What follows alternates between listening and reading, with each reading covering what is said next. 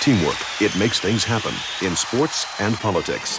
In this election year, two political teams seek your support, and one overriding issue has emerged to show with stark clarity the difference. The issue is taxes. July 1984, at their national convention in San Francisco, the Democratic Party has committed itself openly to a program of raising taxes. The plan calls for some $85 billion in tax hikes. Overall, it virtually wipes out the Republican-instigated tax cuts of 1981. In the wake of the Democrats' tax proposal, economic analysts worked to find out just what it would mean. The clearest answer came from the United States Treasury Department. $157 a month. That's what the Democratic team's tax increase would cost the average American family per month. For $157 a month, you can buy a car. In just 3 or 4 months, you can buy a new refrigerator outright.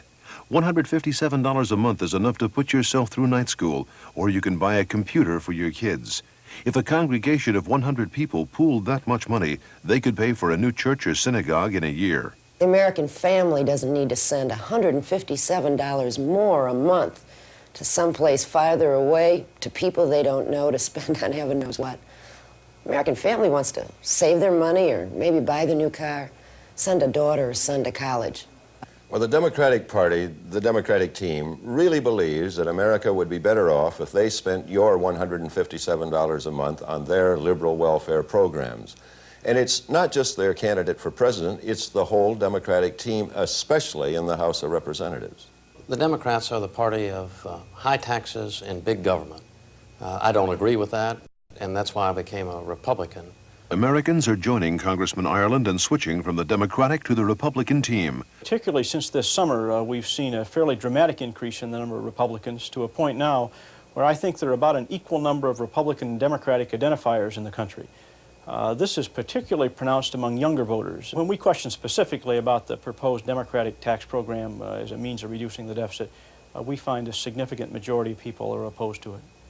The consequence of a tax increase at this stage in the economy would be to slow down the recovery, increase unemployment, lead to higher, not lower deficits, and put off the day when we can meet the overriding social and economic goal of bringing about full employment without inflation. Democrats want you to think that someone else will pay for their big tax increase, not you, but that simply is not true. The biggest chunk of their additional taxes will be paid by the same people who always wind up paying more taxes to pay for more government, middle-income Americans. We've got a little film clip here that delightfully dramatizes that fact. The Democrats have big tax increases in mind. Now, if you're a farmer, you might think it's the city people who'll pay, and vice versa. If you're a working person, you might think corporations will get taxed more. You might think it's the other person who'll pay the tax increases, but you know what? The other person is you. The Democrat program would cost the average household this much more a month. For 29 years, Democrats have controlled the House. Vote Republican. Keep taxes down. What it boils down to is your choice goes far beyond the candidates involved. The significance of your vote reaches far beyond the boundaries of your congressional district, right into the House of Representatives itself. It's either a vote to strengthen the Democratic team that wants to raise your taxes, or a vote to strengthen the Republican team that wants to hold your taxes down. I've had the exciting privilege of meeting virtually every one of our Republican congressional candidates, and I've yet to meet a single candidate who isn't totally dedicated to defeating the Democrat team's tax increase proposal. So even if you're a Democrat, take a good hard look at the Republican candidate in your district. The chances are great that you will find that that candidate is articulate, intelligent, compassionate, and caring. The kind of candidate that you could vote for with pride and confidence. And the best part is when you vote for that candidate, you'll be voting to keep an extra $157 a month in your pocket because our Republican team believes you can spend that money better than the federal government can.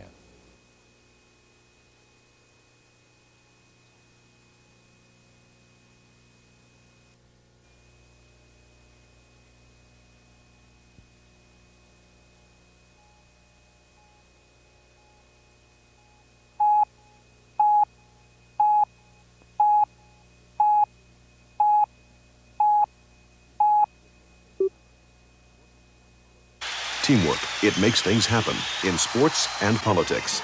In this election year, 2 political teams seek your support, and one overriding issue has emerged to show with stark clarity the difference. The issue is taxes. July 1984, at their national convention in San Francisco, the Democratic Party has committed itself openly to a program of raising taxes.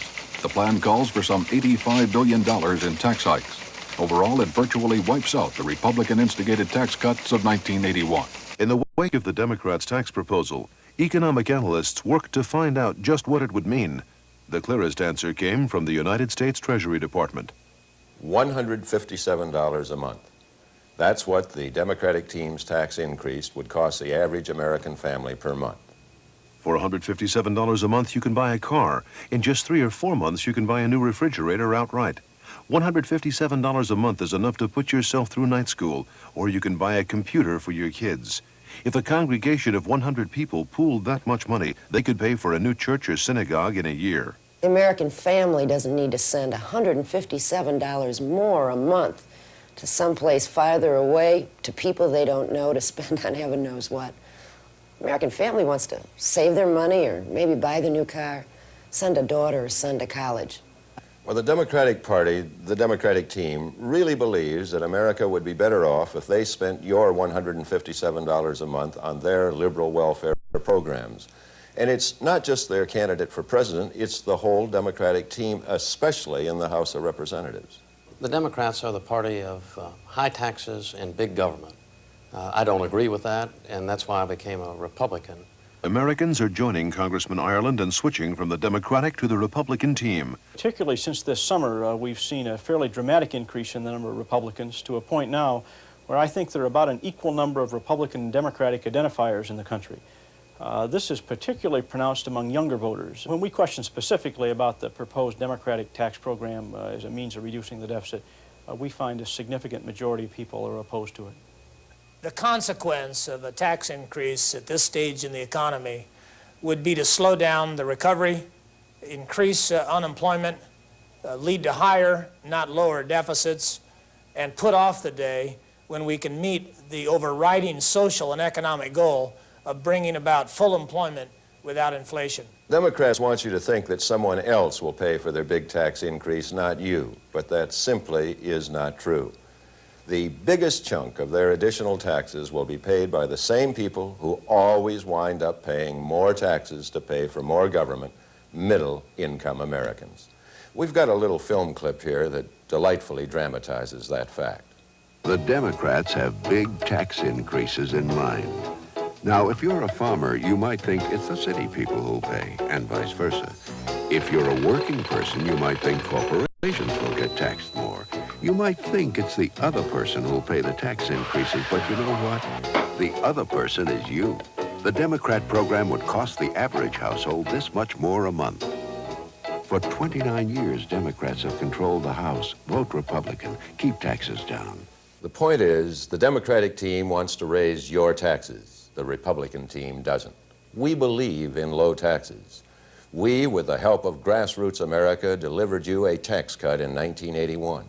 And now we need more strength in the House to stop the Democrats from taking away your hard-won tax cut, a tax cut that did so much to revitalize a sagging economy and deliver more jobs, growth, and opportunity once again to America.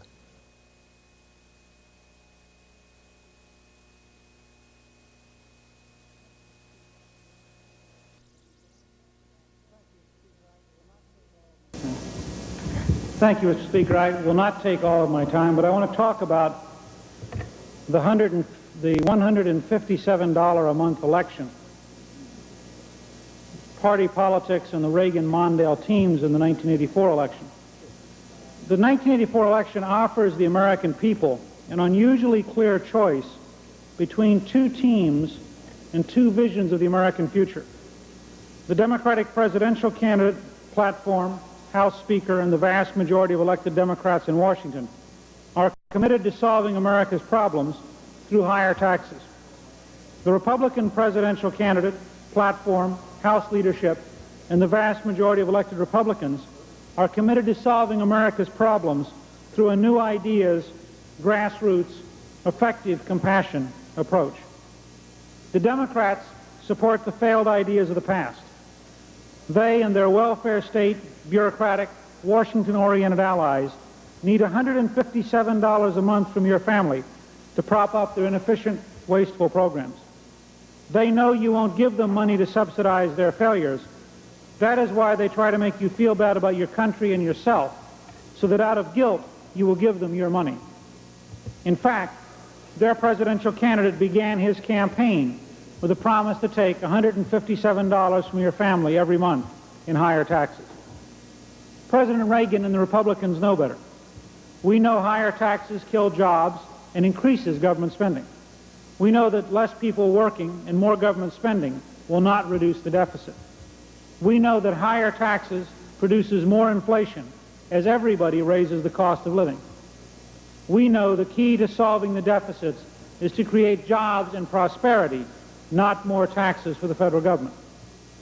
Republicans are committed to making Mondale's Washington Democratic allies live frugally. Mondale and the Democrats are committed to making you and your family live frugally. We are building a new GOP, a grassroots opportunity party that seeks effective compassion through new ideas, new opportunities, new solutions. We believe that if you have that extra $157 in your family's take-home pay, then you can decide to save or invest. You can decide to buy a new home or a new car or go on a vacation. You can decide to give to your church or synagogue. You can decide to spend on your favorite charities or philanthropies. You can decide to spend through your city, county, or state government. But you only have these choices if you have the take-home pay. In Washington, our two teams are clear. The Democrats' tax increase team is led by Walter Mondale. The Democrats' tax increase team will elect a pro-tax increase Speaker of the House. The Democrats' tax increase team will put tax increasers in charge of the Tax Raising Committee, the Budget Committee, the Rules Committee, and the calendar of House legislation. The Democrats' allies in Washington are committed to higher taxes to pay for the programs that only they benefit from. Democratic incumbent members belong to the tax increase team because they vote for all the leaders who favor more taxes. The Democratic incumbent is, by definition, a member of the $157 a month tax increase team that will enrich Walter Mondale's allies and make your family poorer. Our Republican challenger is, by definition, a member of the pro-jobs and growth, pro-take-home pay, pro-new ideas, effective grassroots compassion team led by President Reagan that will fight to help you keep the $157 a month for your family. When you vote, you must choose. You can vote for the team that kicked off its campaign with a pledge to take $157 a month from your family.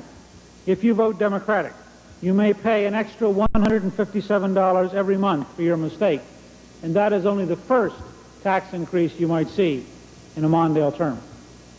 Or you can vote for the new grassroots opportunity team that wants to work with you to help solve problems while keeping the $157 a month in your family budget. Come join our team. Together we will continue to go forward with the necessary changes which President Reagan and the Republicans have been developing. Together we will build a better America. The fact is that there really are two teams, as Mr. Dannemeyer's special order of the last few minutes has indicated. When you are elected and you come to Washington, you end up creating a set of choices based on teamwork. You elect a speaker. You elect a majority leader, committee chairman. They decide how the staffs will be divided. The speaker you elect ends up being in charge of the calendar. The result is that if you elect a tax increase team, that team will bias everything that happens in favor of raising taxes. If you elect a pro-liberal welfare state team, that team ends up doing the things that help protect and preserve and expand the liberal welfare state. On the other hand, if you elect a pro-take-home pay team, that team works to make sure that you get to keep the money you earn. If you elect an opportunity society team, that team will work to try to build the new ideas, the new approaches, the new efforts that will make it possible for America to prosper in the future. In the 6 years I've served in this Congress, I have become convinced that the team you elect is probably far more important than the individual members. That a brilliant member whose team has no power is far less effective than a far less intelligent member whose team is in charge. That in fact the key is, what values do you want represented in Washington? What kind of bills do you want to have come to the floor of the House? What kind of opportunities for hearings, for investigations, for research do you want to be in the House of Representatives? Furthermore, I think it is a fair charge to suggest that the Democratic Party, as a party, is now the tax increase party in America. Not only did the Democratic Party fight against President Reagan's tax cuts in 1981, but in the key states, for example, in Ohio and in Michigan, as soon as Democratic governors were elected in 1982, they raised taxes. In fact, in Michigan, the Democrats raised taxes so much that in the intervening period, there were 2 recall elections where people went out and gathered petitions and forced an election and recalled their Democratic senator and elected Republican state senators, and the Republicans took over the state Senate in reaction to how high the Democrats had raised taxes in Michigan. And it is no accident that in Ohio and Michigan, 2 states which in 1982 were not very favorable to President Reagan, in reaction to the combination of the Democratic Party's state tax increases and to Walter Mondale's promises to raise taxes when he made his acceptance speech in San Francisco, and to the activities of the House Democrats here in Washington. In both Ohio and Michigan, President Reagan and the team that wants to protect your take-home pay is now far ahead of Walter Mondale and the Democratic team that wants to raise your taxes. Furthermore, it is fair to break that tax down to the amount you would pay per month. We could use a big number. President Reagan has talked about $1,800 a year tax increase. Secretary of the Treasury Don Regan has talked about an $1,890 tax increase. But if you're at all like me, you pay most of your bills once a month, whether it's for your car or your rent or your insurance, and you're used to writing a monthly check. Based on Secretary of the Treasury Regan's figures, the monthly check the average American family would pay every month for Walter Mondale and the tax increase Democrats is $157 a month. That is, for the average family, whatever your current family budget, you'd have to sit down and try to make do with $157 less every month. Is that a fair amount? Well, it's the amount Secretary of the Treasury Regan gave to. Some Democrats might argue it's only $120. Others have argued it's even more than that. But as a figure to get people to realize that this is a serious problem, that the tax increase efforts by the Democrats are not something to be taken lightly. They are sincere people. They really do believe in a liberal welfare state. They really do believe in a larger bureaucratic government in Washington. They didn't just kid around. They honestly came out front and said, vote Democrat and raise taxes. And I think they should be taken at their word. However, the answer might be given, well, won't they just raise taxes on the rich? Won't they raise taxes on business? They wouldn't raise taxes on me. Let me say, first of all, that whatever you think of the current tax system, for 30 years, the Democrats have controlled the tax writing committee. For 30 years, it has been clear that the Democratic Party, and even to this day, in their relationship with political action committees and the work they do with special lobbying groups, the Democratic Party may talk about raising taxes on the rich and on corporations, but in fact raise taxes on working Americans. The fact is that every loophole that Walter Mondale complains about in the tax code has been passed in the last 30 years in a Democratic-controlled House with a Democratic-controlled tax writing Ways and Means Committee. So, the people who've given you the tax code you're already mad about are promising you they'll somehow change their ways. They've had 30 years. Do you like the current tax system? Do you think the current tax system is fair? Do you like the current loopholes?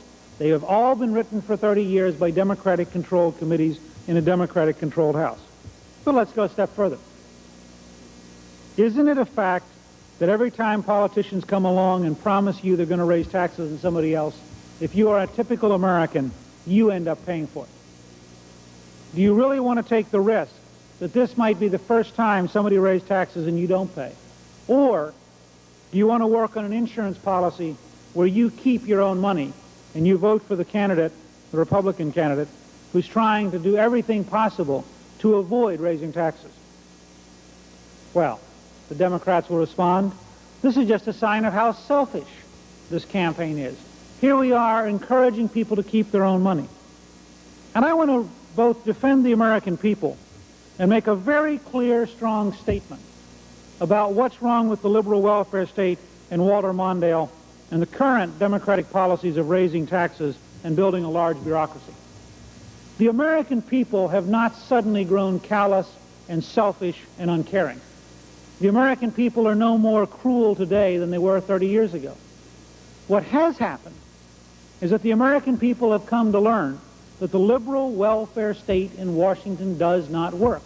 It is not compassion to take $157 out of your family budget and send it to a bureaucrat in Washington to spend in another high-rise building or a $435 hammer or $2 billion in food stamp fraud. If the average American thought that their dollars were going to go to help house their grandmother or a similar elderly person, that their dollars are going to help feed a person genuinely in need, that their dollars are going to help educate somebody who otherwise would remain ignorant, the American people are as generous as any people in the history of the world. We are not less generous today than we were when Hubert Humphrey was alive or when Franklin Roosevelt was alive.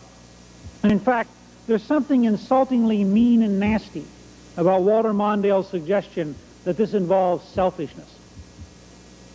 And I would say to the Democrats, the American people are not selfish, but they have begun to learn that giving their money to Washington doesn't help themselves and it doesn't help the poor. It just helps the bureaucrats in between. And that's why I talked, and we are talking in the Republican Party, about a grassroots opportunity party, about a party that goes back to the grassroots, that tries to develop, through new ideas, through a grassroots approach, an effectively compassionate system. We want to make sure that if people need help, the help gets to the people who need it.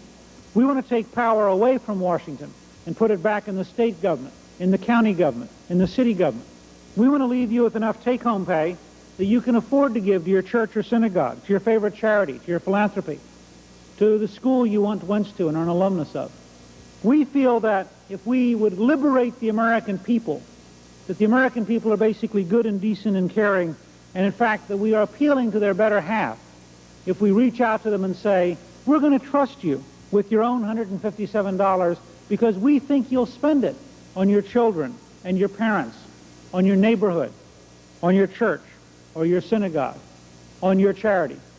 And we think if you want to build a new public library in your county, you can take that money and do it. If you want to build a new school, or if you want to buy computer equipment for your school, so your children can learn right there. But we believe in self-government. We believe you should have the right to do that.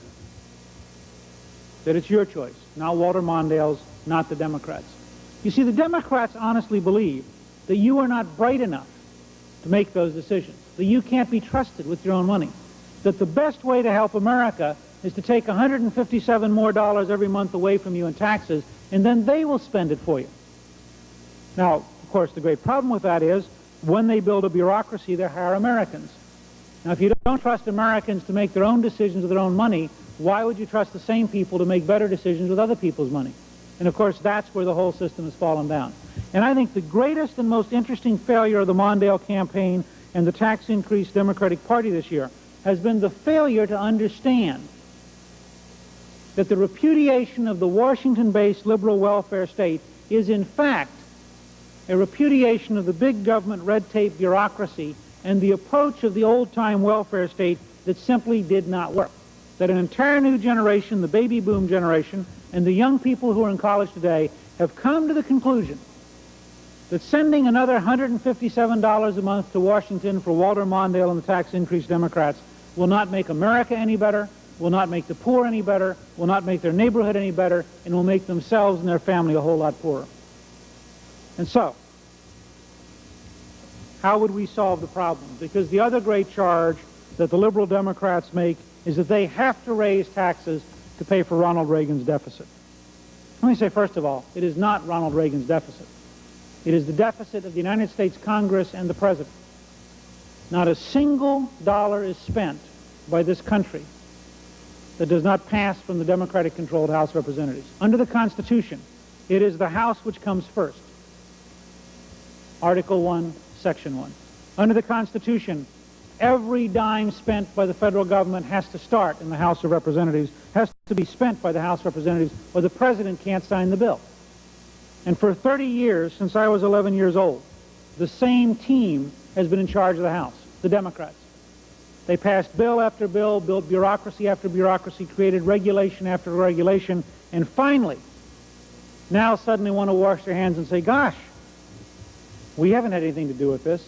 We didn't do any of this.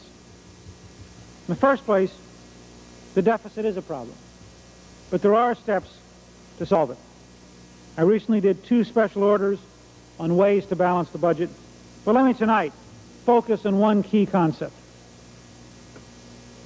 It's a concept the President talked about today at the White House with all the Republican candidates together when he talked about becoming a grassroots opportunity party, and he told all of us that as a former Democrat who had joined us, that he wanted to reach out to the forgotten American.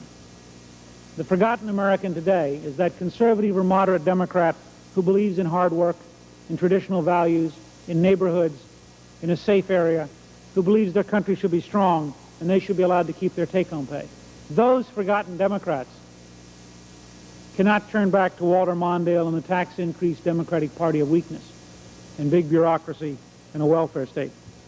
And so President Reagan said to us today, there are 2 groups the grassroots opportunity party must reach out to.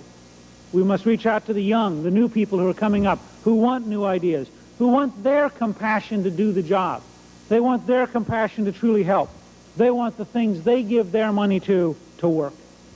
And he said, second, we must reach out to all of those traditional value, moderate and conservative Democrats who no longer have a home in the Democratic Party. And in that setting, I would say to you that the most powerful new idea the Republican Party has developed, thanks to President Reagan and to Jack Kemp, is the idea that economic growth, creating new jobs, creating better jobs, encouraging people to go out and found new businesses, that as we grow richer, we can pay more to the government because we have more. That in the last 2 years, we have begun to succeed in creating jobs and in creating growth. That it is no accident that in May of this year, the United States created more jobs than the entire common market created in the last 7 years. It is no accident that the tax cut approach, which created incentive, which made it easier and more desirable to go out and create jobs, that approach has led to a tremendous increase in jobs. And so our first goal when we're reelected is to come with a team that protects your take-home pay, passes an omnibus bill for growth, and begins to cure the deficit by putting more Americans to work. The President said today, we must pledge ourselves as a grassroots opportunity party to make sure that we will never stop until every American willing to work has a job they can work at, and every possible step has been taken to ensure that every American can go out and make a decent living for themselves and their family. And what would a $157 a month Democratic tax increase do to that? It would kill it. Didn't we learn from the Carter-Mondale years that inflation and high taxes kill jobs, that high taxes destroy the chance to build the new factories, create the new machinery, train the workers into new opportunities? That if you want to kill this recovery, if you want to put Americans out of work, all you got to do is adopt the Walter Mondale Democratic tax increase and start taking that $157 a month away from every family. What happens then? The family that was about to buy a new car can't afford it. The family that was about to save up for a house can't afford it. The family that wanted to buy a new refrigerator can't afford it. And when they can't afford it, what happens? Well, then they aren't purchased. And if they're not purchased, we lay off the car worker, the housing worker, the refrigerator manufacturer, and suddenly they're on unemployment. When they go on unemployment, they quit paying taxes. They start drawing food stamps and welfare. And suddenly, instead of Walter Mondale and the Democratic tax increase solving the deficit by crushing growth and killing jobs, it has increased the deficit because it took people off taxes and put them on to welfare. Now, we haven't solved everything in these first 4 years of the Reagan administration, partially because the Democrats continued to control the House and did not cooperate, did everything they could to fight the president and his program. But we've begun. We are starting the long path towards an opportunity society, towards new ideas, new approaches, new programs. We think it is possible to work together, to work with the great revolutions in biology and computers and space, to create what we've called an opportunity society by combining traditional values, high technology, free enterprise, and self-government. And our final message to the American people is that when Election Day comes and you have to choose between those two teams, and you know that one team has pledged to raise your taxes $157 a month, the Democratic team, led by their candidate, who began his inauguration or his acceptance speech in San Francisco by saying, "I'll be honest with you, I will raise your taxes." And that was Walter Mondale's pledge. And it speaks honestly for his team. And another team that wants you to keep that $157 in your take-home pay every month so that you can go out and buy that new home computer, you can buy the book that will teach you about the future, you can afford to go to the local college in the evening and learn that new skill to get that new job, you can invest in that new company that will create new jobs. That's your choice. It is a choice of teams. It's a $157 a month choice. And I hope that every American will think long and hard before they decide whether they really want to take the risk of sending back to Washington a $157 a month tax increase Democrat, or they want to keep that $157 in their take-home pay and vote for the Republican team. Thank you, Mr. Speaker. Mr. Speaker, I am going to talk today about a topic in a special order entitled How to Really Balance the Budget. You know, the deficit has become a very hot topic. How to balance the budget has become a very hot topic. Partisan charges, ideological assertions, back and forth, have dominated much of the news. The Wall Street Journal said this morning, and I quote, "On the evidence of what much of the financial and political community is talking about, the federal deficit is now the front-running campaign issue," close quote. Budgets do matter. Unlike some of our colleagues, I believe that it is important in the long run that a society spend as much as it raises and no more, and that in peacetime a society pays off its national debt over time. Indeed, in a recent book called Window of Opportunity, I argued, and I quote, "For 50 years, conservatives have made balancing the budget a key part of their political platform. They have preached that red ink and big deficits are bad for America. They have reminded the public that we can't run our family budgets with a constant deficit, and neither can the country. They have been right," close quote. I went on, though, to admit our current dilemma by saying, and I quote, "Now that Republicans are in power in the White House and share power in the Senate, they're finding it remarkably difficult to live up to 50 years of preaching. Ronald Reagan, who spent 20 years attacking the big spending federal government, is now presiding over the fastest increase in the federal debt in American history. Why is there such a contradiction between intentions and reality? The basic reason that the federal deficit is uncontrollable is that federal spending is uncontrollable. Washington is a city dedicated to picking the pockets of average taxpayers. Every special interest group in Washington gains power and influence by raising spending. Washington is an increasingly imperial city which considers it the duty of the rest of the country to pay tribute so that Washington can raise spending. This attitude is shared by lobbyists at cocktail parties, reporters in the press gallery, committee staffers, and bureaucracies of the executive branch. Special interest groups work closely with congressional committees which provide money for their interests, with special interest media which report on appropriations, and with the executive branch agency which will then disburse the money. The result is an iron triangle of special interest.